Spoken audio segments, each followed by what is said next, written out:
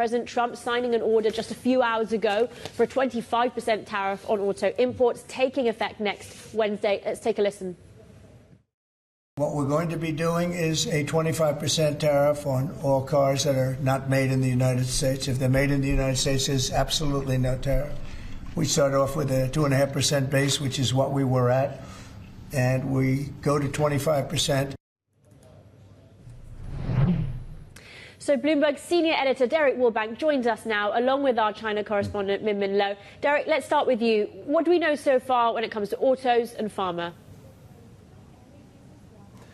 Well, I think in the auto sector, there's a couple of key things that are worth noting, and one of those is that this doesn't just apply to automobiles as fully assembled. It also applies to auto parts as well. That was something that was being very closely watched. Now, the details of how this is going to work, particularly within the context of the North American supply chain, is something that still is a little bit in the works. There are a lot of parts that are shipped between the U.S. and Canada and the U.S. and Canada and Mexico and et cetera, back and forth in the production of some of these vehicles. And so how that's going to be treated is something to see going forward. But you only have to look at the aftermarket impacts to GM and Ford and Stellantis and et cetera to see, and then as well the Asian reaction to some of those car makers to see the effects on this. It's going to be pronounced. This is, look, Rebecca, this is a clear test run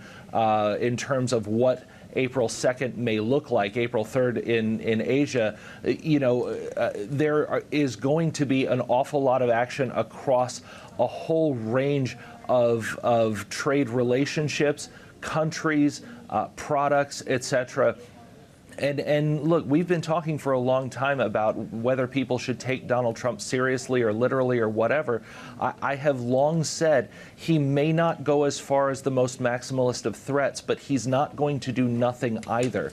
And this 25% tariff on autos for two of the U.S.'s closest trade partners is a really clear confirmation of that.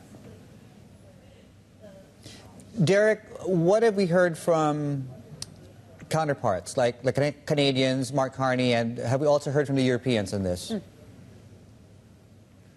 Yeah, Ursula von der Leyen came out and had comments. Mark Carney came out and had comments. They are what you would expect, disappointed, etc.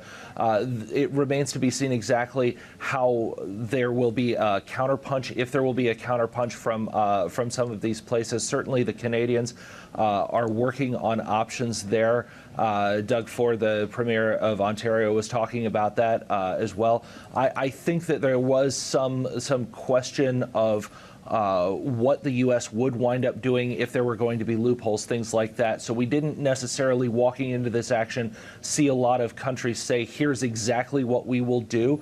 It was something where they were going to see what the U.S. was going to do, and then they were going to respond. That's kind of where we are right now, awaiting the details of what those responses may be. But look, make no mistake, there is going to be a massive amount of complication. You know, David, you know well, I'm an adopted Michigander. I've lived, close to that bridge connecting Detroit and Michigan, and there's a whole lot of commerce that flows over that. People, who live in Windsor, Ontario, who work in Detroit, and vice versa.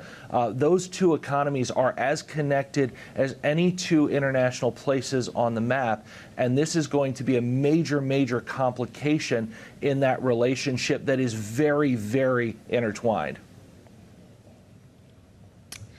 Derek, thanks. And the other sort of big part of the conversation that we haven't mentioned yet here is China, of course. And Min Min, it does look like potentially there may be some reprieve, that Donald Trump may offer some room for negotiation on tariffs, particularly to secure a deal.